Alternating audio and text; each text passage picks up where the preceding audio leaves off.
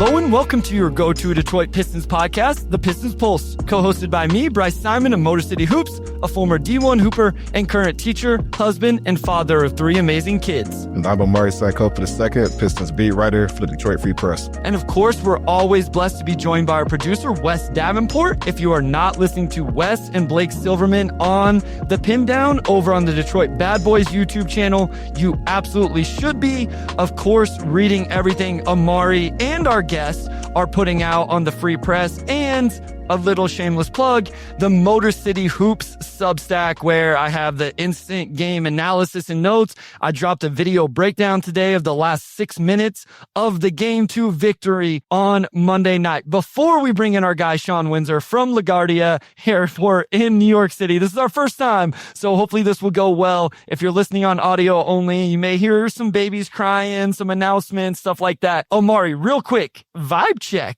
Good, I feel like? Is that an understatement? Maybe a little bit of an understatement. Yeah, I would say the vibes are great. I think obviously the ending of game 1 was deflating, but on Sunday they came back and they talked about being confident, right? Like they played 40 good minutes, just closed it out. They didn't seem to take it to heart. And then obviously they bounced back. And I don't want to call it like a dark cloud, but I don't know how else to describe a 17-year drought without the playoff win. So they were obviously pretty businesslike after the game, but it's the first playoff win in 17 years.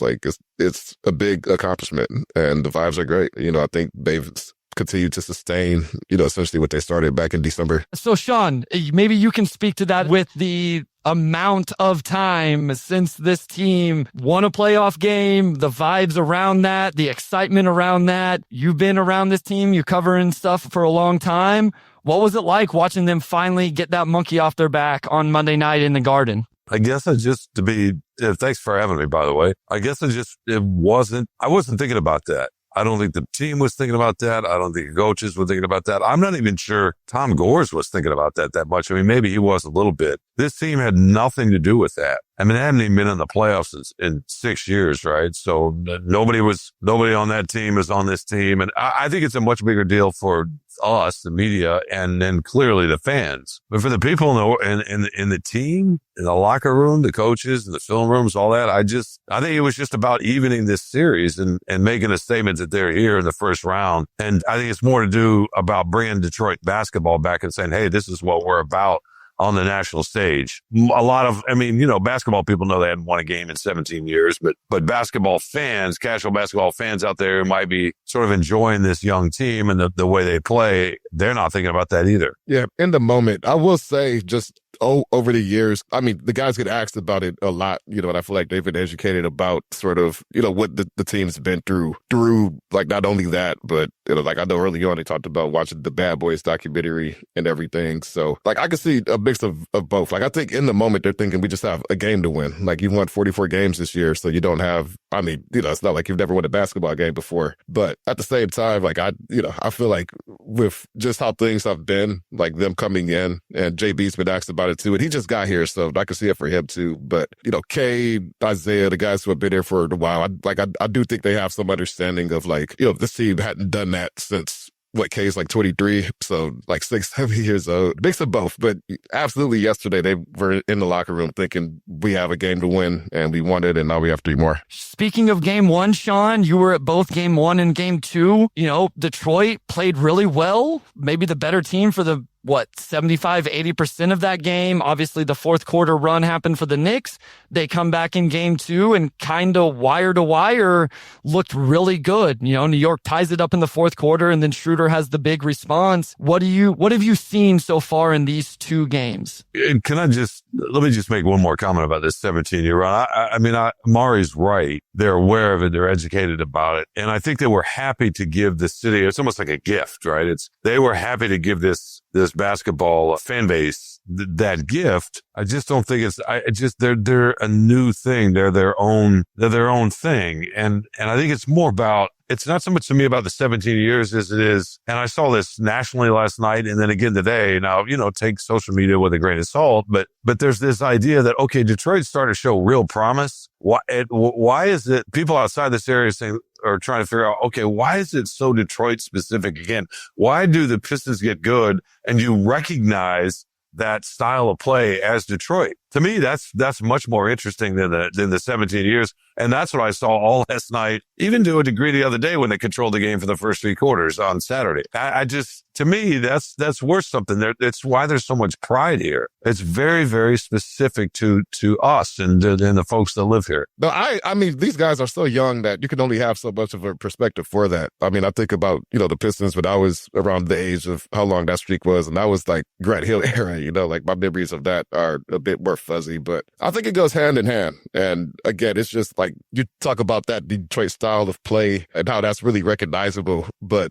I think they're also aware of that, like, the legacy of the team and what it means to embody being the Detroit Pistons. So you can't really embody that. And I think the knock against other teams that have been, somewhat good is that until you actually have playoff success, like, it doesn't really mean anything, right? And now this team, I think they officially stamped it by winning a playoff game. Like, we are legitimate, we've earned these comparisons and we're here to stay. And I feel like that's the difference between this team and what people didn't feel with Blake Griffin or maybe some of the other past teams is just that you expected that to fizzle out. And this feels a lot more real, I think, than that felt then because of what they had to do to get here. Shawn, let's go ahead. Unless you have some other thoughts on this, where are you at with the actual games? What have you seen? You mentioned that Detroit style of basketball. Is that really what stood out? Detroit's ability to kind of assert their will on the Knicks, be the more physical team, the tougher team, those type of things. What's been like maybe your biggest takeaway thus far in these 2 games? Just the effort level, and everybody's playing hard in the playoffs, but the intensity level, again, everybody's intense. It's just the way the Pistons swarm. You've watched Tobias Harris, Bryce, and several other stops. The way he was getting up into Karl Anthony Towns, though even Malik Beasley's not necessarily a great defender, but you can see the try, right? I mean, look, JB Bickerstaff probably deserves the most credit for setting this and resetting this culture. But we talked about Troy Weaver on the podcast before. He drafted guys that come by this naturally. Trajan Langdon added a couple of guys, and for whatever reason, the alchemy of it is just to me, it's just the way they flew around defensively in both games. They got away from them in the fourth quarter, obviously Saturday night, but I guess what most impressed me, Bryce, is that they gave up 120, whatever it was, 123. I'm trying to remember on Saturday night. The way they came back and sort of said, we had stretches where this worked, and we're just going to triple down on this. They were suffocating last night. The Knicks had nowhere to go. The couple of threes that Brunson hit early, they were off second chance points, right? Where the ball was swinging back out. I mean, he hit 1 3, I think, within the flow of the offense, but it just seemed like there were maybe loose ball situations, breakdown situations that way, where there's kind of chaos. That was their best offense. It was really sort of stunning to watch. I don't know what you guys thought, but that was probably my main takeaway is just how suffocating they were. Yeah. JB talked about on Sunday, like, how do you replace, essentially what Beefs to get to just from sort of that physicality and energy standpoint. And it seems like they all kind of stepped in and felt that. And Tobias, like, I think he's been really good defensively through the 2 games, and his defense on Cat, like, just his physicality, just his aggressiveness on that end, I think really has been sort of the linchpin for the Pistons defense, where like Cat was a complete non-factor in like the second half last night. And I think some of that was just due to like New York's offense just having some, well, I don't want to say issues, but Brunson was pretty ball dominant down the stretch. But, I thought Duren was a little bit better. I thought the guards tried to backstop physicality. Like Paul Reed, like he always comes in and, he gives us all. So that was a huge test for them last night to be able to have that type of performance. I know they held the Knicks below 40% shooting in the second half. They've done that multiple times this season. To do that without Beefs too, I think really does put a statement on, like you said, what JB's done for the team and just the identity change. Yeah, and I would just, if I may, add to that, and I'm sure you pick up on this too, Bryce. They were giving up slips and backdoors in the first half. And Bickerstaff, I thought, was really astute last night. He called a couple of very quick timeouts. And when I say quick, I mean the minute New York started to sniff a run, he was doing Rick Carlisle, right? I always think of Rick Carlisle as calling a timeout. The game will be tied. The other team scores a bucket in the second quarter, and Carlisle's sprinting out to call a timeout. He's always been aggressive that way. But I thought Bickerstaff was really good with his use of timeouts last night. And one he called, it was after, I want to say, a slip. And that stopped after that timeout. So whatever they talked about, the adjustments they made, and I'm sure that was part of their film on Sunday and the pregame and the shoot around, and they're talking about the locker room. But you get in the moment sometimes and, you get lost a little bit. He calls the timeout. I don't know if they give another, maybe the dunk to tie it, but that wasn't really a slip. No, that was A double up high. Yeah. Duren came with an early double, and the weak side defenders didn't respond to it being as early as what it was. Beasley stayed hugged up to Bridges, and then Cade, and it would have been Tobias were a little bit higher. Like, they just didn't get the right rotation on it. It wasn't, I know exactly what you're talking about, because I always make notes of it because the off-ball defense has been a concern for me going into the playoffs. And you're right. It definitely didn't show up a whole lot, if at all, in the second half of game 2. No, it didn't. And that's, to me, I mean, you got a lot of young guys in that huddle.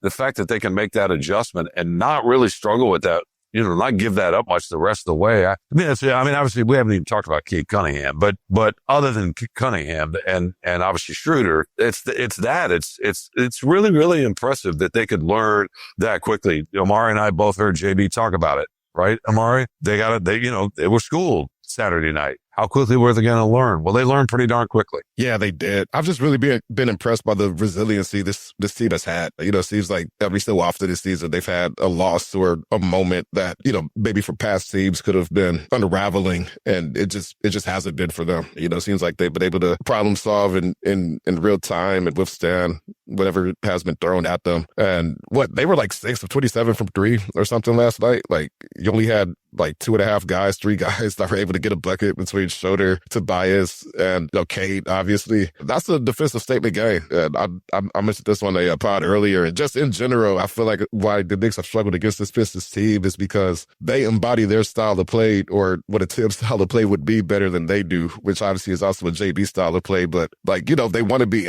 inside the paint. They want to be, inside the perimeter, and they want to just beat you up in there. And as long as they can do that for 48 minutes, Jarvis going to have a shot. And I'm curious what you guys think, but can we credit Bickerstaff a little bit for, one of the reps he had coming out of Cleveland was the playoff ball and making adjustments and real-time adjustments. Starting Harris on Karl Anthony Towns. Now, you can maybe say his hand was forced a little bit because they knew Isaiah Stewart's knee was compromised heading into the first game. And obviously, game 2, they weren't going to have him at all. But that's a creative solution, I think. Putting Harris on Karl Anthony Towns, right? Kind of understanding that Harris is big enough and strong enough. He's obviously not cat size, but that may work. And then not hiding, but putting Duren on Hart, because Duren's got pretty good quick feet out there, and Hart's not Steph Curry. You know what I mean? I feel like Bickerstaff and his staff deserve some credit for being creative there. Well, I think what's interesting too, Shawn, is that's not what they did all regular season. We saw Duren on Cat throughout the regular season. This is one of those situations I would love to know if JB and his staff were holding that in their back pocket. Was it an evaluation during the regular season, wanting to see how Cat could handle it? And it's like, okay, he never handled stretch bigs well in the regular season. Now this is truly winning time in the playoffs. We're going to go to this other option of Tobias on him. I also think it plays to Jalen's strengths in terms of this off-ball rim protector, right? I think if we've seen him take real growth in his rim protection this year, it's been as an off-ball guy. We're 16 minutes into the pod. I don't feel like we've talked a lot of Cade Cunningham, Shawn. We probably need to do that and give him some real flowers here. We do, but let me just make one last point about the strategy in this. In the smaller picture, the immediate thinking, and then the long-term thinking. I was talking to Luke Walton last week after one of the practices, the associate head coach, assistant head coach for JB, and he was talking about Duren and Stewart. And he said there were plenty of times this season where they knew Stewart was the better matchup in the moment, and right?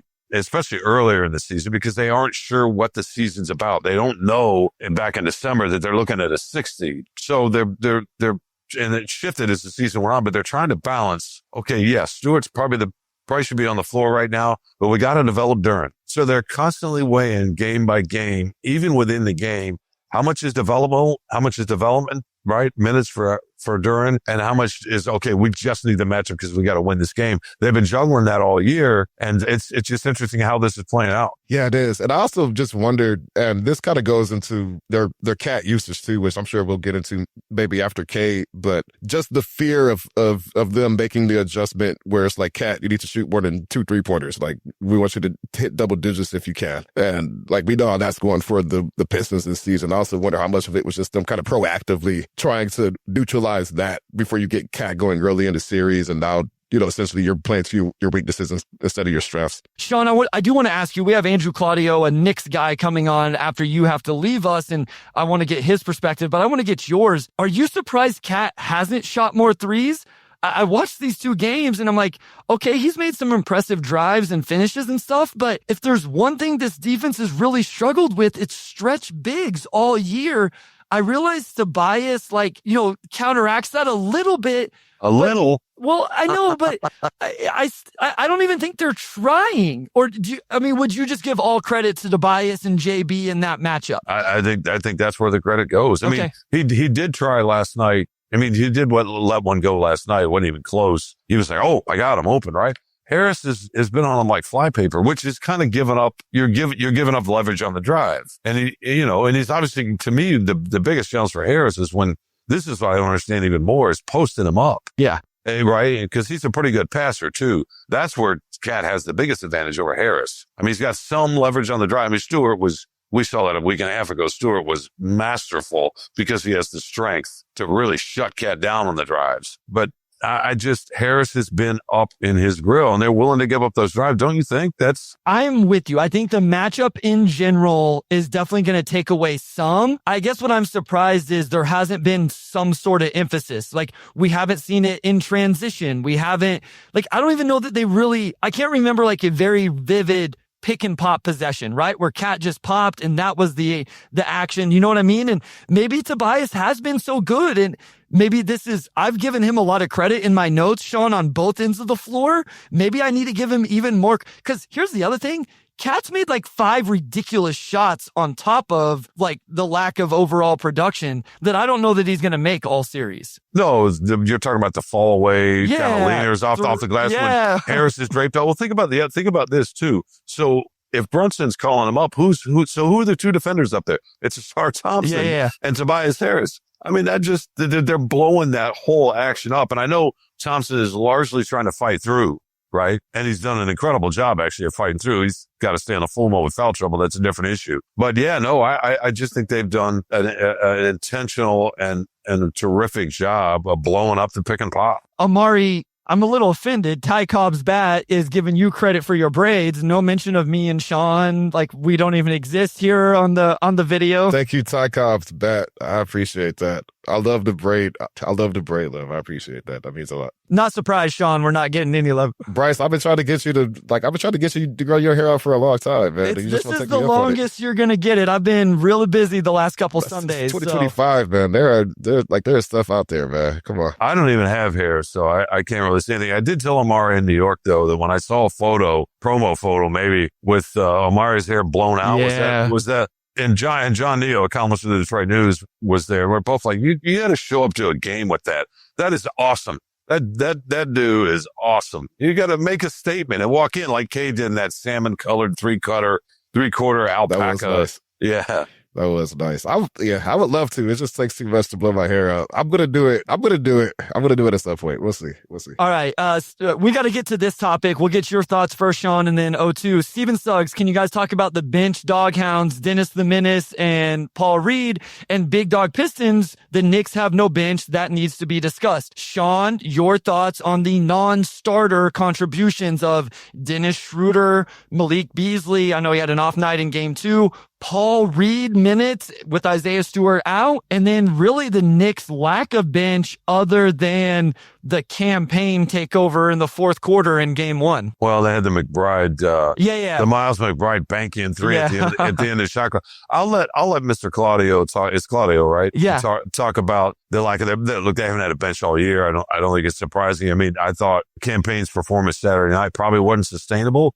But, this is the playoffs too. You get a role guy making plays at home, and it swings the game, and sometimes can swing a series. We'll see moving forward, and we'll see what they do, what the role guys, I hate to call them role guys for the Pistons, they're really sort of the main guys with some of the injuries, what they do back in Little Caesars. But no, Omar Edwards, when Paul Reed, once he actually led the break and tried to throw like a bounce pass with his right hand to the left. That was a little rough. That was a little rough. And the next time he tried to skip it ahead. And you're kind of, if you're a fan or if you're the coach, like, but at the same time, he was so energetic and such a spark for them, right? And he was everywhere.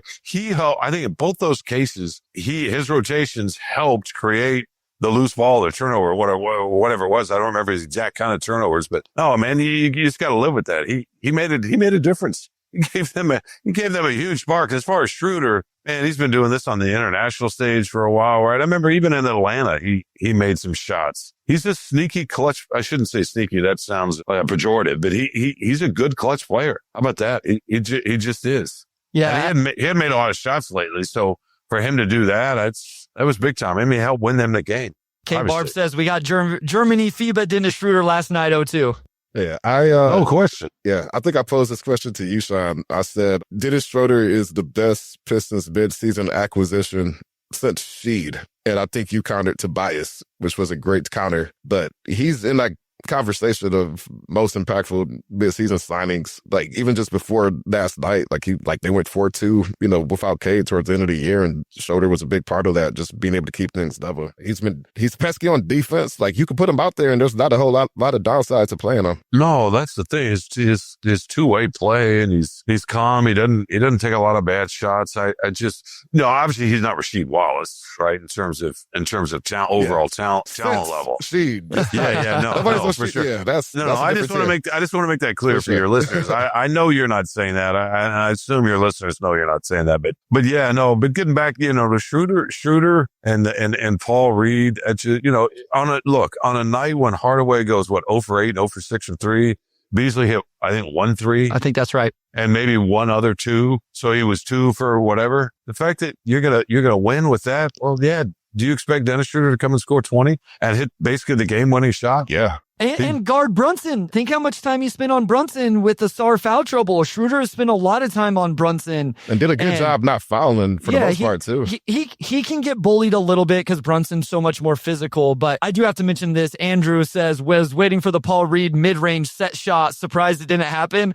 I actually said that on Game Theory last night. Sam Vicini was giving Paul Reed his flowers for his minutes. I don't believe in single game plus minus. Do you guys know what Paul Reed was last night in his 11 minutes? 20. It's closer to 20 than what you would think. He's plus 13 in his 11 minutes. But I'm a little disappointed. Paul Reed, if you listen to the podcast, listen, the mid-range jumper is like every single game, man. Like you got to bring it out. He brings energy. Somebody brought up K-Bar blowing up pick and rolls and stuff like that. All right. Before we let you go, Shawn, Colin Woods said more Cade talk. Colin, we are sorry. We had to talk some other things. Cade Cunningham, Shawn, go. Yeah, it's sort of ridiculous we've waited this long. What do you mean more Cade talk? We haven't talked about him at all. I feel a little bit guilty here because we start geeking out with the coaching stuff. The strange, just the fact that it's 1-1. Look, he like I mentioned earlier, he strolled in there game one, kind of looking as a reporter mentioned, right, Omari, after the game one loss, looking clean with a clean look. And, he was ready for the moment. He didn't play terribly Saturday night. I didn't think it took him a minute to, figure out the hedging and the doubles and the blitzing and all of that. He wasn't as aggressive offensively. He had 12 assists, but you could tell he and the staff talked about what the plan was going to be. He was going to be aggressive and then go from there and let New York react to that aggressiveness. And they kind of did. And in some ways they just kind of didn't have an answer. I was talking about this with somebody the other day.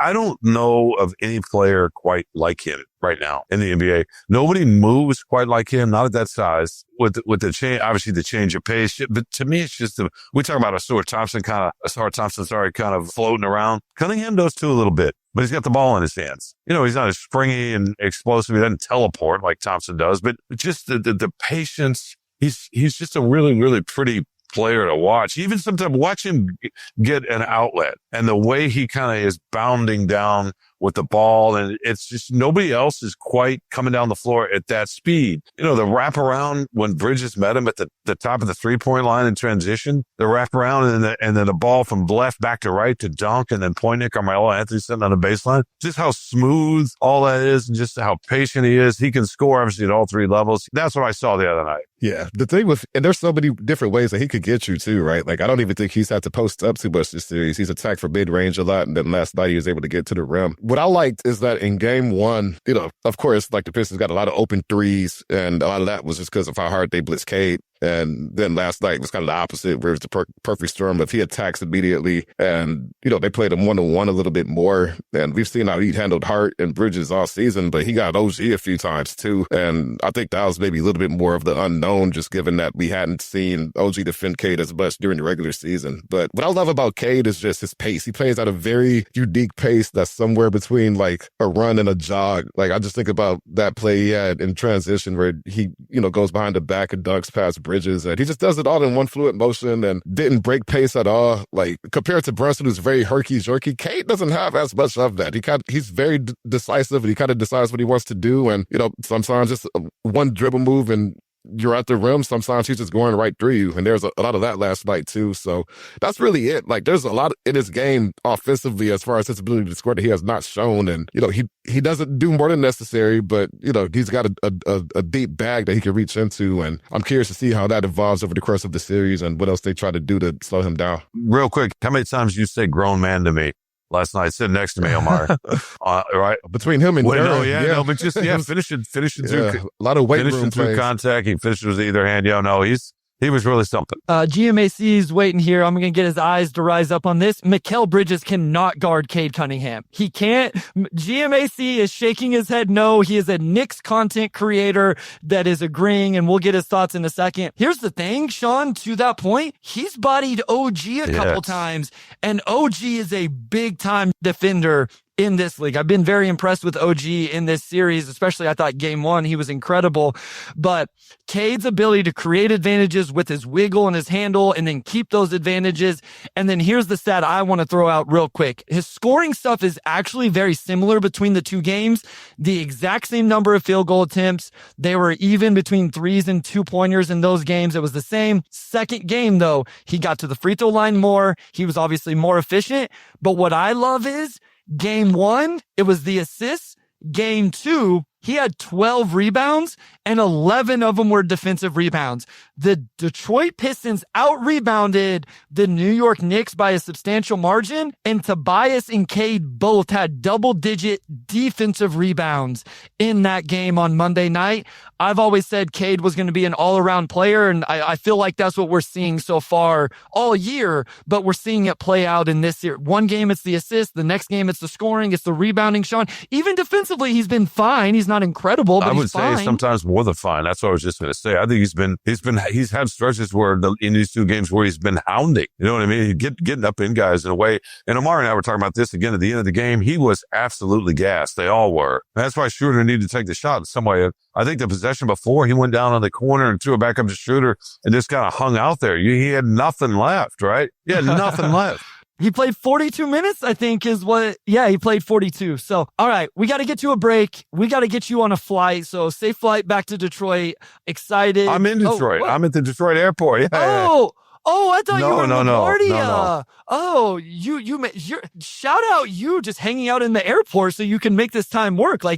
And as Wes said, here's what's funny. Your audio sounded the best from the start, and you're sitting in the Detroit Metro Airport, and me and Amari are in our room. So thank you, Shawn.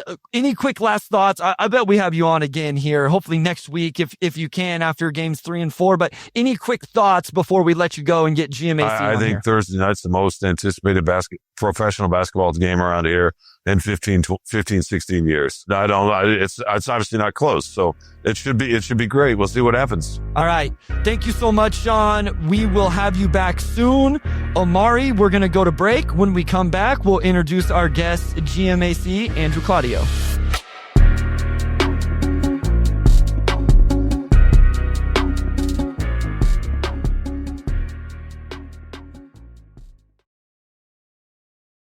All right, we are back with segment 2 here, and we are joined by one of our favorite Knicks content creators. Actually, my second time seeing you today, so hello again. Long time no see, Omari. Long How you time no doing? see. Our guy Andrew Claudio, man, how's it going? Well, it's good. Shawn was just here, and him saying that he's not at LaGuardia. I'm happy for you that you're just not stuck at LaGuardia Airport. As someone who lives 15 minutes from LaGuardia, has been stuck in both LaGuardia traffic and at the airport many a time. Happy that he was able to get out safely and back to Detroit, which I'm hoping the Knicks get to Detroit a little differently than they left New York as well. So Aruna says DTW had surprisingly good acoustics. That is true. We almost canceled on Shawn. Omari was like, hey, he's at the airport. Like, do we bring him on? I was like, I've listened to all sorts of podcasts where the guy was at the airport. We can do this. And again, it's me and Omari screwing up the mic settings. So we'll get it figured out. As you know, Andrew, I've had some computer issues recently. I think some of that. So we may have to reconfigure game theory as well before the next recording, which hopefully is not tonight because I stayed up way too late last night after that. I couldn't believe it, man. That's someone who then edited said thing. And I'm an owl. So I was staying up late ready for it. But when I saw the text come in at close to 3 a.m. my time, like, hey, we're done. I was like, oh, Bryce, you have to get up early your time, and it's late your time. 4 hours. Luckily, I woke up because I left my phone in Royce's room, and I was able to hear it in the room that I actually sleep in. So, all right, let's talk basketball. That's what people are here for. They don't want to hear about that. I want to get your Pistons perspective first, GMAC. We're bringing you on for the whole thing and the Knicks side of things and all of that as well. I want to get, for me, I would very fascinated to get your thoughts on Cade, whether it's Cade, Schroeder, JD, JB, this team as a whole. What are your thoughts? What is different than what you thought you were gonna see through these first 2 games? Well, so those are 2 different things. What my overall Pistons thoughts and what's different from what I've seen through the first 2 games. My overall thoughts are that they're getting help to Cade from a second scorer way more than I expected. And I understand what the numbers were in game 2, especially what they were from 3, how many looks they missed down the stretch. Shout out to there's this Substack that I've been reading lately, the Motor City Hoops Substack, that did a really great breakdown of the final 6 minutes and how many good looks that the Pistons got. Everybody should subscribe. It's free, by the way. Good advice. Really good advice. Good advice, right? Yeah. I actually know you watched it because that was the theme of the video. And I know Amari reads the Substack because I can see the 5 stars next to his name. So you guys don't just BS it. Like, you guys are actually about it. And I appreciate it very much. You're welcome. And there's no reason to not read it. Like, why would you not read it? It's free. I keep saying this. It's free. Sign up. If you're a Knicks guy, if you're a Pistons person, if you're an NBA person, you will enjoy Bryce's thoughts and all the breakdowns that they do over at the Motor City Hoops Substack. And what I took away from it, and I had a feeling that it's what I was seeing down the stretch of game 2 as well, is that the Knicks aren't like the Pistons only scored 100 points, but it wasn't at the cause of the Knicks. And outside of an 8-minute stretch where the Knicks showed up at the fourth quarter of game 1, the Pistons have been the better team in this series. They've largely imposed their will with their physicality on the boards, on the defensive end. Look, I'm sure we'll talk about Jalen Brunson and some foul baiting that went on in the second half of yesterday, but like, when the game is allowed to be called a little more physical, it's just the Knicks have not matched that physicality and found other ways to score. And it's why I predicted Knicks in 7, or at least that this would be a 7-game series, while a lot of people are pointing to the talent discrepancy. And when you add in that they got a good first half from Tobias Harris and what Dennis Schroeder gave him last night, and Malik Beasley gave him last night, it says that the Pistons this is a much closer series than a lot of people predicted beforehand. And it's everything that we talked about before the series, Bryce, that I'm now, as a content creator, but as a fan, I'm 1%, maybe 10% more worried than I was at the end of game 1. What's maybe surprised you, if at all, about how the Knicks have approached this series? You know, especially when you look at the regular season. Oh, here we go. No, we opened the bag right away. Let's do it. I'm like, come on, we got some time. Let's do it. How the Knicks have approached this series is a fascinating question, because I'm actually going to turn this into a question, and I'm going to ask it to Bryce. So you came on when they played the Pistons right before the season ended, that game 80, whatever it was. And we were going over defensive matchups, right? Yep. And you were going through who's going to guard up, and I was attentive because I wanted to hear how you thought they would guard Cat. And I was like, you think they'll guard Cat with the center? Because he hasn't been guarded with a center since January. And I was praying that Tibbs would see what I've seen. And this isn't like a indictment of Tibbs. I'm not a fire the coach person. I'm simply just going by what I've seen. And when you were like, I think they'll guard him traditionally with a center, I was like, oh, then advantage Knicks. If they're going to guard him with Duren and even Isaiah Stewart or even Paul Reed, like putting a center on Cat is advantage, team with one of the better offensive centers that the sport has ever seen. And then we show up in game 1 and Tobias Harris is guarding him and Josh Hart's being guarded by a center. And all of the frustrations that I've had and a lot of Knicks fans have had for the last several months have just been on full display for these first 2 games. And it's less, Amari, about what surprised me in the Knicks approach. It's been more that it's not as surprising because I've seen it. Like, I'm surprised they didn't change anything, that they didn't get to the playoffs and adjust anything. They're still just fine with a center camping out on Josh Hart and then playing in help. And then they have an extra person to load up on Brunson, which means Cat turns into a floor spacer. He took 0 shots in the fourth quarter. He took 3 shots in the second half. They've just gone away from any Cat Jalen Brunson pick and roll. And it's what we've seen for the majority of 2025. So the thing that's surprising is how unsurprising it is that they're exactly who they've been since January 1st. And that's kind of what I was curious. If we talk about, like Bryce, we talked about how this team's Achilles heel, or one of the Achilles heels on offense is, floor spacing 5s. Yet in 4 games against the Knicks this season, I can't remember Cat really popping off a 3 the way that Brook Lopez and Miles Turner have. And, I thought coming into this series, and we kind of talked about it with Shawn earlier, but you put Tobias just to kind of proactively, discourage Cat from just, chucking up 3s and you're abusing their centers in space. But they haven't yet. Like, they haven't done that. And to me, if you really want to neutralize Detroit's physicality and make them scramble and kind of dictate the battle on your turns, you're spamming pick and pass with Cat, and you're like, we're going to get you 10 3-point attempts in the first half. Yeah. Just to set the tone like that. This needs to be you. Amari, how about 10 attempts in the first half? Yeah. How about 10 field goal attempts? Why does Tobias Harris being on him? No disrespect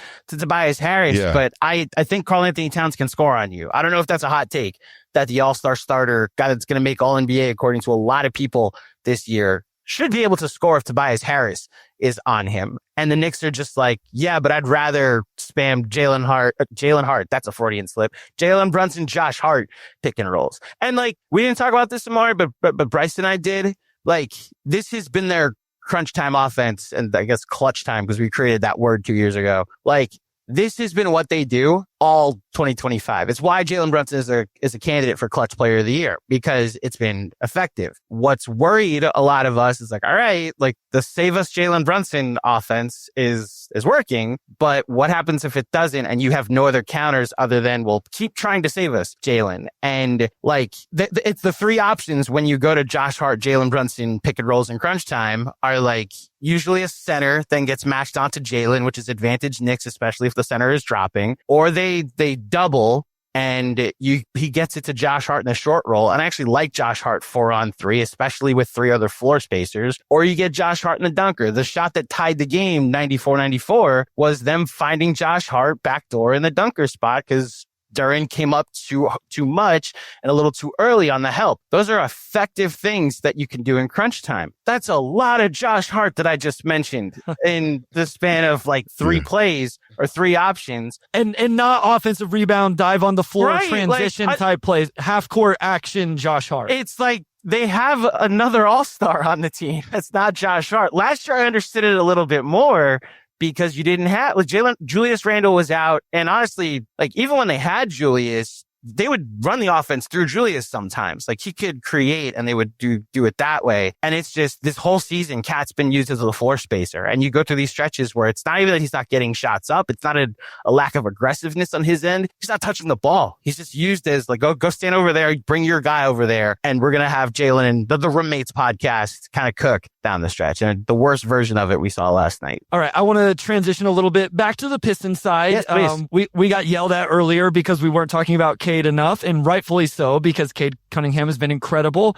what have been your thoughts? Because like you said, we previewed this series over on Knicks Film School. You guys should be checking that out. They're talking about this series just like all the Pistons content creators are. We can all get along no matter where we stand on foul baiting and all of that and the officials. I told you, what did I tell you? That as soon as the ball tipped game one, what should happen? What should the New York Knicks do? OG Anunoby should be on Cade Cunningham. And they should double him if he's not on him. I feel like we've seen OG on him a lot. It's been effective at times.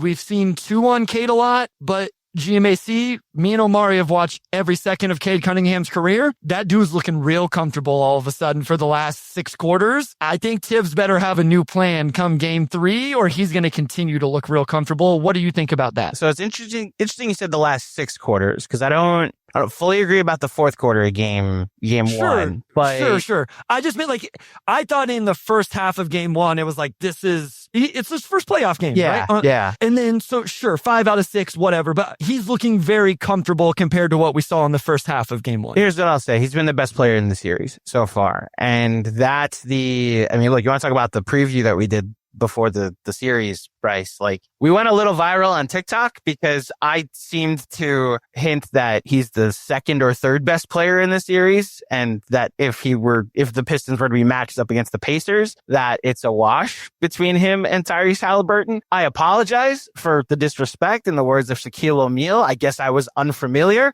with your game, Cade Cunningham. I would give him a ton of credit for that game 2 performance. I also want to give JB Bickerstaff a ton of credit because they're running a lot of stuff to get OG Anunoby off of him, whether it's back screens, whether it's the DHO at Schroeder or whatever guard is on the court to then get it back to Cade in a bit of a pistol set. Like, they're doing a lot of things to get him downhill that at least gets Anunoby moving so that it's not just one-on-one or in a pick and roll. Because like you said, they mixed up the coverages really well in game 1. Like, okay, here we're blitzing, here we're doubling, here we're hedging and recovering, here you're just on an island, here we're switching. And it's interesting. The switching is actually a good part of this to talk about because one of the things the Knicks countered with in game 2, and it's the story of the Knicks season, is that, all right, we'll switch. Let Mikal Bridges guard you. And guess who can't guard Cade Cunningham, as you mentioned earlier, Bryce? It's Mikal Bridges. And you know what the formula before the season was supposed to be? Well, okay, fine. Switch off of Anunoby. We've got Mikal Bridges.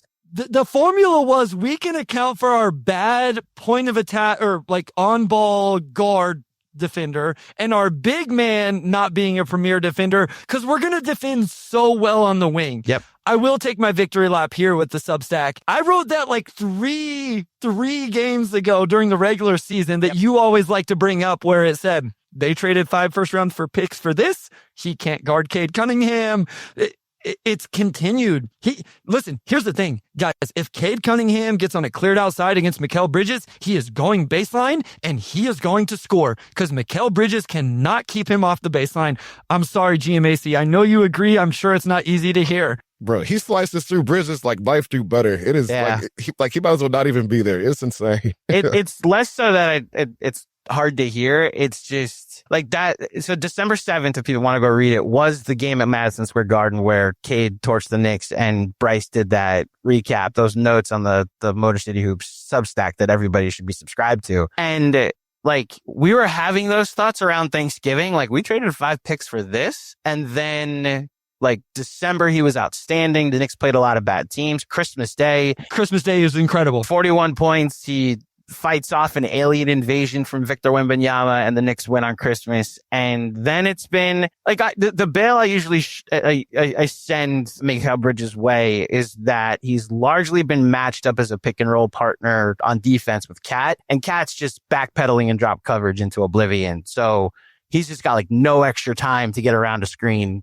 And it's why I've been curious through a lot of the second half of the season, really since the All-Star break, when he's matched up with Mitchell Robinson, how much better he's looked, or when the Knicks bring Cat up a little more. If I understand why during the regular season, Tibbs was like, you cannot stay out of foul trouble, and you're one of our most important players on offense, which is funny because the reason he's most important to Tibbs is because he's just a floor spacer for Jalen Brunson, but I digress. The fact that he wants Cat to stay on the floor means I'm going to have the most conservative coverage for you possible and have you play drop and get all these rebounds, but their other teams just got to cook in the mid-range. And it's why I've had a little bit of grace for Mikal in the second half of the season, recognizing those issues that being paired with a center that's just not the greatest rim protector can cause. It's the playoffs, man. Like at a certain point, the aggressiveness and just being guarded. If you're guarding Cade Cunningham, you were brought here to at least be somewhat of a resistance. When they're targeting you, and that seemed to be what part of the plan was last night, that let's just get Anunoby off him, and if the Knicks switch it, advantage us no matter who it is, whether it's Bridges, whether it's Hart, and then obviously Cat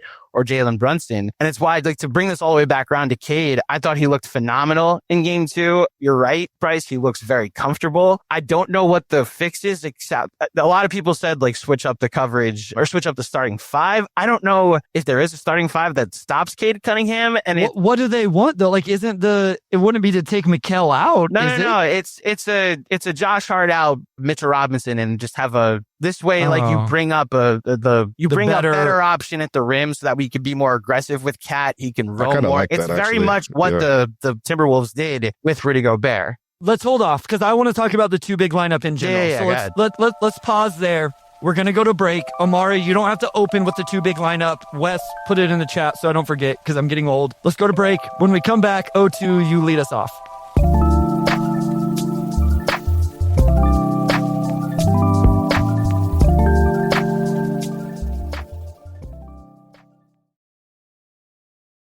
All right, we will come back for segment 3, and I do want to stick on the 2 big lineup. Like Mitchell Robinson, I don't know how many fewer minutes he played than Cat, but it seems like he played twice as many minutes as Cat because all of his minutes out there are noticeable. And it seems like when he's out there, like the physicality aspect goes up and like the rim gravity aspect goes up because that's what he's good at. And I don't hate that idea, but I'm just curious. I don't know how much they've really deployed the 2 big lineup because I know Mitchell Robinson's been hurt a lot, obviously. And if that's even like something that's been battle tested enough for the playoffs, but is that a viable solution? Because it doesn't seem like you want to put any of the wings on him outside of OG for much longer than you have to. It's an option. Like at this point, like it's a pivot you can go to that is better than what you saw in game 2. And it's why I'm very curious to see how desperate they come out in game 3. Look, again, they give up 100 points.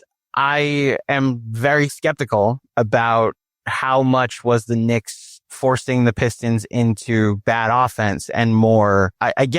Bryce, your breakdown confirms what my eye test was saying. Like they're just missing. Like Malik Beasley going 1 of 8 from 3, Tim Hardaway Jr. going 0 of 6 and 3. That's just not something you can count on, I think, at home. So it's less. Real quick, go ahead. I didn't go into that breakdown with that theme as a concept. It just happened as I rewatched the 6 minutes and then rewatched it again. I was like, this seems like a really good look. Yeah. This seems like a good opportunity.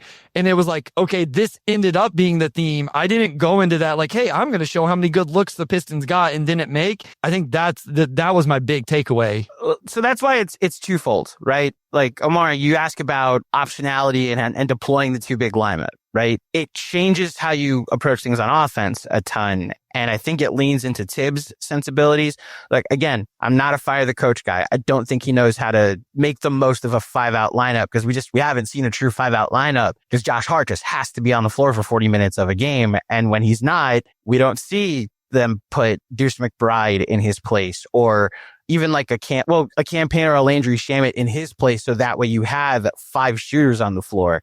It's like, okay, Hart's out, but Mitchell Robinson's in and we're going to a 2 big. And then when Deuce comes in, Mitch is still in. I think as far as it being a viable option, they didn't do it much in the regular season. A lot because like when we saw it was against second units a ton. Like it was their second unit option yesterday when at the beginning of the second quarter and Mitch was working his way back into some conditioning. Jalen Brunson missed a month. So they were leaning into some really bad offense, but some really good defense for a month. DeLon Wright entered the rotation. It is an option though, if you want to deploy it. It opens up so many other questions on offense. And look, the inverse of what Bryce we were talking about with like the Pistons getting good looks is like the Knicks offense in the fourth quarter. It's Jalen Brunson try to draw a foul to get 3 free throws. Deuce McBride bank in a 3 with the shot clock winding down. OG Anunoby hit a step back with the shot clock winding down. And there's just not a lot of good offensive process on that end. I think it gets even worse if you're now adding someone that also isn't a floor spacer next to Mitchell, like in Mitchell Robinson next to Josh Hart. It completely changes how they potentially play, you know? I want to give you a chance to really warm yourself to Pistons fans' hearts with this question. Okay. James Edwards III came on the Piston Pulse and talked about how the Knicks lacked a little bit of something attitude-wise. And then I jump over on Knicks Film School with your guy, DJ Zulo, and we do X's and O's, and this same concept all of a sudden comes up. Do you feel like that's played out in the first 2 games of the series when the Knicks were at home?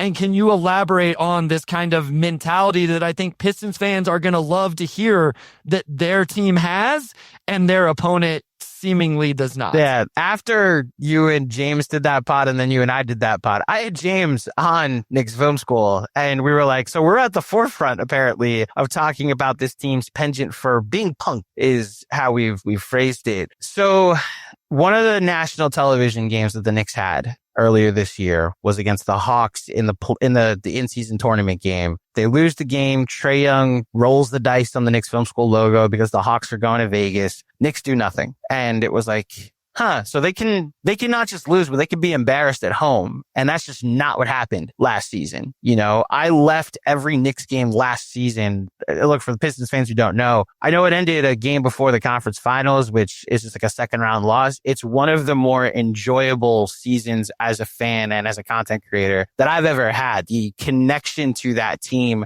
a lot of us felt because they were so shorthanded, and what they lacked in talent, they gained in effort. And even if you might play better than them, you're not going to try harder than them. And this team they've been more finessed and they've overwhelmed you with their talent. And when the shots aren't falling, all right, well, we can't count on them to then go beat teams up on the boards or on defense. It's why, honestly, that 21-0 run of the fourth quarter was the first time all season, because it was on both ends they were dominating, whether it was forcing turnovers, like Karl-Anthony Towns with a bunch of forced turnovers. Like, wait, where did this come from? And it's the first time it felt like last year. But throughout this season, if you're a young team, if you're a physical team, you've been able to dictate terms with this Knicks team. And it's why some of us, DJ, myself, James Edwards, and I mean, I'll throw my buddy Jonathan Macri in there. Like, we predicted a long series here, that this was the test the Knicks needed if they wanted to show that they were more than just like a warm up for the Cavs when they play the Celtics if they advance. And look, I think through 2 games, outside of a really good fourth quarter that was really fun for Knicks fans, the Pistons have controlled this series, and the Knicks were home for both of those games. So yeah, it's a lot of it, Bryce. The fact that the way they match physicality, the way that, like that Trae Young incident, the Draymond Green stuff where he gets into it with Kat and about a very stupid thing Draymond said. And then all the Knicks are hugging him after the game when Kat leaves the floor. It's like, what is this team? Like, I don't have the emotional investment I had last year. And it's why, coming into this series, I questioned whether they were going to have the chutzpah, as they say here in New York, to match what the Pistons bring from a physicality standpoint. Real quick, O2, before you get to your question and thought was, I wanted you to elaborate on that because I think it allows Pistons fans to appreciate even more what we've watched all season long. I gave the story of Ron Holland, right, against the Wizards, where Chris Middleton sticks up for his rookie Keyshawn George when Cade was kind of punking him. And then later in the game, Marcus Smart's trying to go after Isaiah Stewart. And the Pistons rookie is the one stepping in front of Marcus Smart saying, no, this isn't how this is going to go down. And, just the cohesiveness that we've seen from the Pistons team. So I wanted to get that in there, O2, just because I thought it was good perspective for Pistons fans who I think do appreciate it, but just to get a perspective from another team that isn't that far removed from having the same sort of vibes. Yeah. No doubt. Let's look forward to game 3. Obviously, coming back to the LCA, Malik Beasley was like, just wait till we get back to Detroit. I know Detroit fans here, like Shawn mentioned earlier, like the energy is just going to be crazy.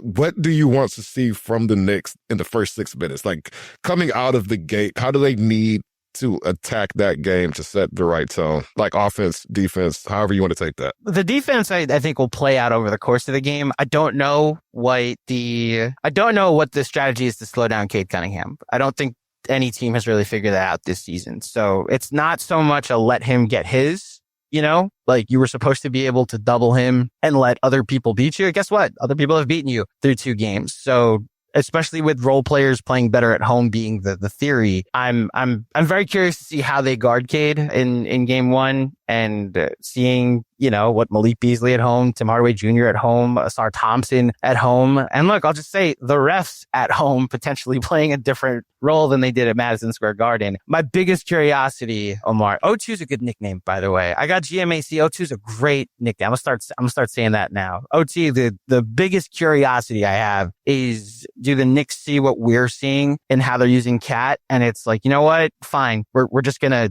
go to Cat, let him post up, give him some post touches, let him get deeper into the post, and let him, back down Tobias Harris. And if they bring a double, fine, Cat, find the open man. It also might create some open looks for Jalen Brunson. He was really good on catch and shoot threes last season, and all those went away when Julius Randle went down. The game before they played the Pistons that last week of the season, they played the Celtics on a Tuesday night, and Cat just cooked the entire first half. And it was him against Drew Holiday. It was him against Derek White. Like, the Celtics were guarding him the same way, and the Knicks leaned into the fact that the teams are not guarding him with a bigger player, and it was like, just force feed Cat. And I would like to see the Knicks lean into that. And at this point, like it can't be worse than what we've seen so far which is just Jalen Brunson hero ball. So I would hope to see a more diversified, like, to your point, like, I don't need 10 threes. I just need 10 field goal attempts. I need Cat to be the guy that's second on your team in field goal attempts, and for it to be closer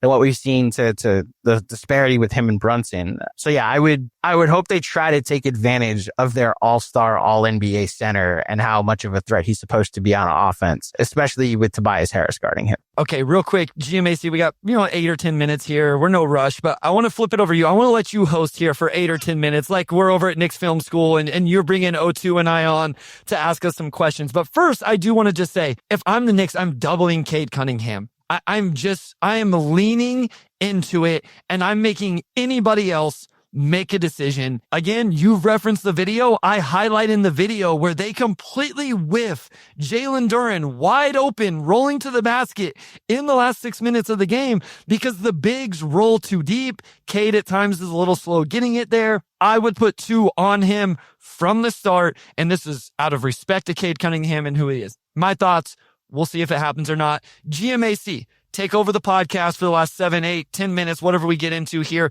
What is on your mind in terms of, obviously you've watched these 2 games as well, but what do you want to know from O2 and myself? So seeing how the Knicks have been unable to, I don't want to say unable to guard or stop Cade, but how comfortable Cade looks so far this series, and how they've largely dictated terms through the first 2 games, and now they have home court advantage. Give it a scale of 1 to 10. What are your confidence levels as Pistons, voices and content creators and people who cover the team? Like, are the Pistons now, should they be favored to win this series? O2? You know what's interesting? They've been better on the road than they've been at home. I said this at the end of the regular season. Yeah, they've been better on the road than they've been at home. And I don't know if that matters for the playoffs. I think that's maybe an unknown quantity, and whether or not that translates into, how things went in the regular season. They got 2 at Madison Square Garden. I think the Knicks got them initially at the LCA in November. But that hasn't always matched up for this team. I think they've had sort of a us against them mentality on the road that they haven't always been able to tap into at home. And maybe just the sheer energy of the crowd and, the excitement and everything would kind of make up for that.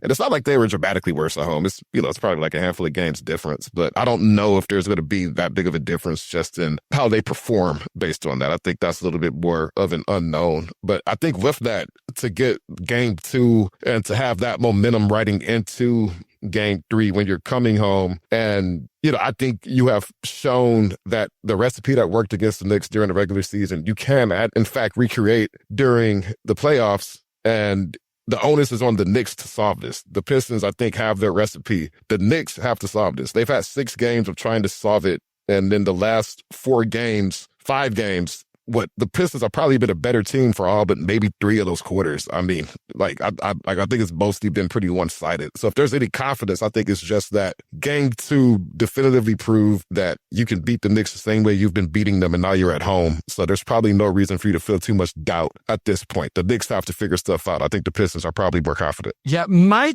thing is, I was thinking about this today. I predicted Knicks in 7 across the podcast platforms here, Knicks Film School, Game Theory. I was thinking about it today on my lunch walk, and I'm like, I think it's playing out that way right now. Like, I think we're headed to, and I said, I think we're going to get a Cade 40-point incredible performance in that Game 7, even if the Pistons don't pull it out. After that performance on Monday, GMAC, I will admit, I find myself leaning a little bit more like, are we going to get 2 series of playoff content over on the Pistons Bulls? 0-2, and listen, I came into the year going, if we get 1 game of the play-in tournament, how much fun that would be to break it down on film, have a podcast about whatever. 2 series? So now I'm starting to get greedy, but I think my confidence level of they're going to compete throughout this is very high, GMAC.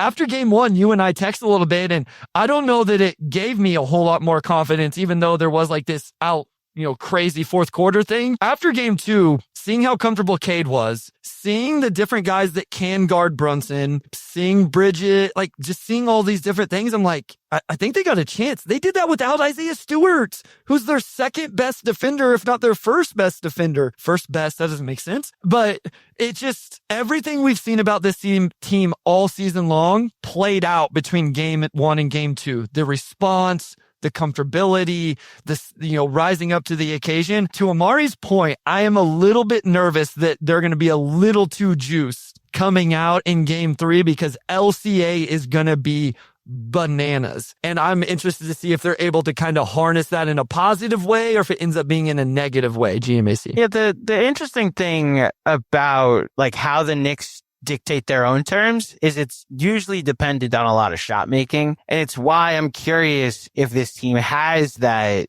extra level, if they come out, the Knicks come out with just an energy that's hey, they came in and punked us in game 1 and 2. They came in and stole a home game from us. We're going to come out here, score 40 points in the first quarter and take the crowd. I see LCA is going to be electric. We're going to turn the mute button on the arena and be the more talented team that they should have been, that they were coming into this series. It's, again, I talk entirely too much about last year's Knicks team, but that first round series against the Sixers, there's not 1, but 2 games in which the Knicks faced a raucous Philly crowd. Now, granted, one of those raucous Philly crowd were in favor of the Knicks because Knicks fans travel. And obviously something has been made of the fact that LCA is not allowing Knicks fans into the arena. So I was surprised by how personally New Yorkers took that. They really took that personally. So was it personally, or I wore it as a badge of honor that it's man, they're already doing this. That's something you should do if you want. Philly, you should have done that, last year. So that way we didn't come take over. That's a short drive down the turnpike. We got to get on. They're the biggest city. It's you should have, Yeah. Now, you're the biggest, yeah. Knicks fans travel. There's a lot of MSGs there's a lot of Madison Square Gardens along the East Coast. Shout out Atlanta, shout out Orlando, shout out Miami, shout out Charlotte. So look, my confidence in this series is not anywhere different than what it was before. I thought it'd be a long series. I count on the Knicks to have home court going into game 7. And I think, but look, the other part of this, and this will be my other question for both of you, is the Jalen Brunson aspect, which I don't think I've talked about enough talking to both of you. I thought it was one of the more bizarre, them not running stuff for Cat is a Tibbs issue that I've been frustrated with since January. Fine. Brunson being empowered by Tibbs is a thing that's been sure for 2-3 years. And for him to just ignore the rest of his team and go full Trae Young, Allen Iverson, I'm not looking to take shots here. I'm looking to get calls. Holding up 6 fingers when you foul out Asar. I was all right, what are we doing? You're celebrating fouling someone out and you're down in this game. Like, I guess what are your thoughts on how Jalen Brunson played in game 2 and the foul dating that's now made its way as an attention point over the first 2 games of this series? My quick thought on what you just said, I think, is the most telling thing. Brunson celebrating Asar fouling out, to me, is a very interesting mental component of that matchup. Because if you're celebrating fouling somebody out, that means you don't want anything to do with that person. And I think that's interesting. O2 has stronger thoughts on this. I kind of don't like the ethical versus unethical foul baiting versus whatever conversation. Like, I understand people's thoughts on it. I just stay away from the officiating in general. I think I had like 2 bullet points of my 6 pages from the game on Monday. It's kind of like jerseys, right? O2. Amari tries to throw jersey conversation to me, and I'm like, I don't know what you're talking about. I think Jalen Brunson's an incredibly talented player. I understand the aesthetics of watching him. I don't like when it carries over to like he's not a good, productive basketball player. That's where I get a little frustrated. But I think O2 has more thoughts on this, I guess, is what I'm saying. For sure. First, quick self-correction. Wes put up the numbers of the Pistons road home split. So they were 22-9 on the road and at home. So they were pretty home heavy toward the end, and they evened it up. For a lot of the season, they were better on the road than they were at home. And, I think they started to win some more games down the stretch. But I'm still curious to see if there's an inherent advantage for them there. On Brunson, I don't want to take up too much time. Last night, I tweeted very succinctly, this ain't hoops, man. And, that's just how I feel it. I have a very visceral, it just gives me a very visceral negative reaction to watch when you are playing specifically to get to the line and not even trying to get real shots up. And I'll just leave it at that. It's been a very talked about subject. And I love Brunson because any basketball player that's within a rounding error of my height, I'm always going to rock with, and Brunson falls in that category. But I just have a very visceral reaction to it, and I'm just going to leave it at that. Look, I respect it, and I don't completely defend it. I think he and Josh Hart and Cat at times too can let the refs get in their heads a little bit. That's been an issue throughout the season. The amount of times teams have just been 5-on-4 going back the other way because they're complaining to an official about a call. I didn't think the refs were great last night. I think it evened out in the second half, the way Brunson was able to get some calls. The fact that the Knicks took their first 2 free throws with less than a minute left in the first half was interesting. That was surprising, yeah. And obviously the Knicks were baiting a little bit, but there was also some physicality from the Pistons side that just the Knicks weren't allowed to be as physical on the other end of the first half. And then the second half, I thought, again, it evened out, especially the foul that Brunson got on Tobias Harris. So the Asar's 4th and 5th.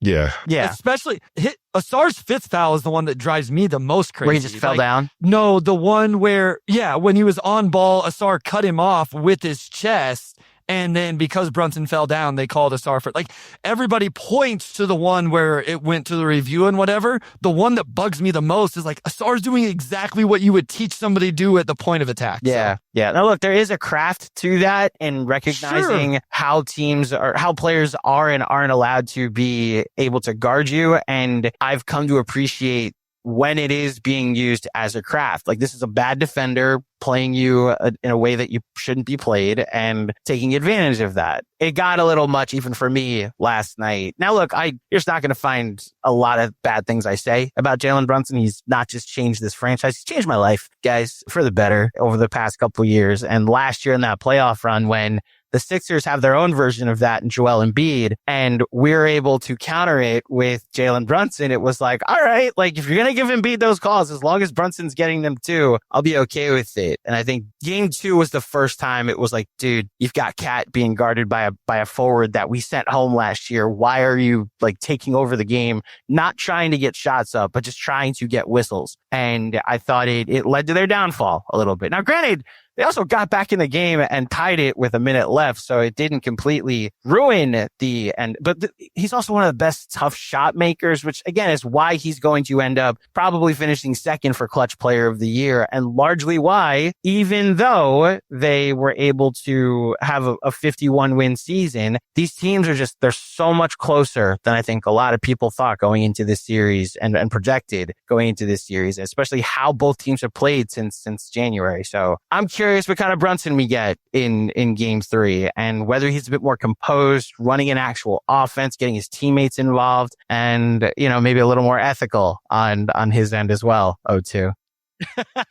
I love it. I love the ethical and non-ethical hoop discussion. I you hate can't. it. No, Yeah. I can't stand it. I love and we it. will talk about it in the offseason. It's so accurate. It is the exact opposite of accurate. Mhm. Who determines what is fine? Let's do it. Was it ethical when Kobe Bryant studied the officials' playbook? God rest his soul. Did he study the officials' playbook to know what their blind spots were and use them against them? I would say that that's ethical. Now, if he were Okay. doing the Trae Young, I'm going to drive to the rim and then stop. My defender runs Okay. into me and I just kind of jump and get the shot up. Omari, that's- O2, God's honest truth. I love you so much. You're Unethical. you're one of my closest Unethical. friends. We will agree to disagree for all of eternity on this. And I used to hate that Trae Young move, by the way. And now I love it. It's when Brunson does it, it's like, oh, yes, that's a foul. You can't do that. Yes. And again, I will someday use that Kobe Bryant example to my own son, that this is how insane Kobe Bryant was as a competitor. So, all right, we do have a little bit of Breaking news, yeah. Breaking news. So, sixth man of the year, I will read this off real quick. Alex Caruso, 1 total point, a third place vote. Russell Westbrook with 4 points. Nikhil Alexander-Walker with 7. Naz Reid with 31. DeAndre Hunter came in 4th with 33, including 2 first place votes. Ty Jerome, 91 points with 2 first place votes. And unfortunately, in second place, Malik Beasley with 279. 13 first place votes, 66 second place votes, 16 third place votes, which means somebody did not have them. No. More than somebody. What is that? No, one person did not have them on their ballot. And then Peyton Pritchard with a overwhelming victory, 454, 82 first place votes, 13 second place, 5 third place. Omari, your thoughts on that? I'm surprised it was that overwhelming, to be honest, just because Bees became one of a very smart group of players to crack 300 made threes. And he was also the second leading scorer for this team, essentially after J.I. went down. But that's one of those awards that I think highly favors what teams are being watched the most. And I think, and Pritchard's it's not like he's an undeserving candidate. He had an amazing season, so I don't want to take anything away from him at all. I'm just surprised it's that big, given that I think Beasley's season really fit what the Sixth Man award is about. It doesn't surprise me that Pritchard won. I just thought Beasley would have got a little bit more love for first place. Okay, my math was way off as I was trying to do that. He was left off 5 ballots. 72, 82, 85, 95. Yeah, he was left off 5. This is the stuff that that speaks to drives visibility, you know? This is the stuff that drives me crazy. I'm not going to go crazy that Malik didn't win it. Malik Beasley not being on every ballot is kind of shocking to me. GMAC, your quick thoughts on this award. So it's actually a good thing that I'm here, because 2 years ago, Emmanuel Quickley, I thought deserved to win Sixth Man of the Year. And he lost out to Boston's Malcolm Brogdon. I thought the spirit of the Sixth Man was represented well by Emmanuel Quickley. It's also not just your best bench player, but your sixth starter, a guy that elevates your team when he comes in the game, a guy that potentially, when one of your starters goes out, it's not that much of a drop-off. And the Boston media propaganda around the NBA led to Malcolm Brogdon winning the award. And here I am 2 years later to witness it happening again to my friends in Detroit. So we may disagree on how ethical or unethical Jalen Brunson's hooping is.